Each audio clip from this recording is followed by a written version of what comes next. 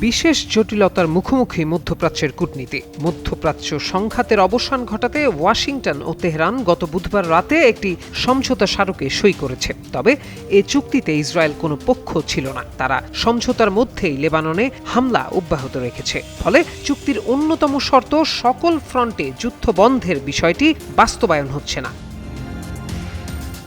এক্ষেত্রে নেতানিয়াহুর প্রতিরক্ষামন্ত্রী ইসরায়েল কাটজ জানিয়েছেন, ইসরায়েলি প্রতিরক্ষা বাহিনী IDF কোনো সময়সীমা ছাড়াই লেবানন, সিরিয়া ও গাজায় অবস্থান করবে। ইরান সমর্থিত লেবাননের সশস্ত্র সংগঠন সীমান্ত এলাকায় ইসরায়েলি বাহিনীর সঙ্গে লড়াই চালিয়ে যাচ্ছে। ফলে মাসের পর মাস ধরে আলোচনা চলার পর যে চুক্তিটি সই হলো, সেটি বাস্তবে এখনই বড় পরীক্ষার মুখে পড়েছে। প্রেসিডেন্ট ট্রাম্প একসময় নেতানিয়াহুকে শর্তহীন মিত্র মনে করলেও সম্প্রতি ব্যক্তিগত আলাপে তিনি নেতানিয়াহুকে পাগল বলে আখ্যায়িত করেছেন। এমনকি মার্কিন সর্বোচ্চ কর্মকর্তাদের অনেকেই ইসরায়েলি প্রধানমন্ত্রীর আগ্রাসী আচরণের সমালোচনা করেছেন। বিদেশে নেতানিয়াহুর এক গুঁয়েমি আসলে দেশের মাটিতে তার রাজনৈতিক দুর্বলতার সঙ্গে জড়িত।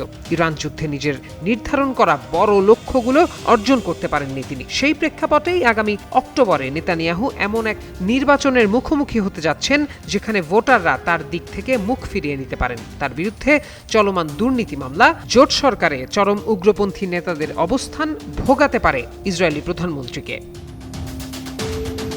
ওয়াশিংটনই ইসরায়েলকে অস্ত্র, অর্থ ও কূটনৈতিক সুরক্ষা দেয়, অথচ এই তিনটির ওপর পুরোপুরি নির্ভরশীল একজন প্রধানমন্ত্রীকে নিজেদের শর্ত মানাতেই পারছে না তারা। তবে বিশ্লেষকদের মতে নেতানিয়াহুর টিকে থাকার ক্ষমতা মার্কিন রাজনৈতিক কাঠামোরই অংশ।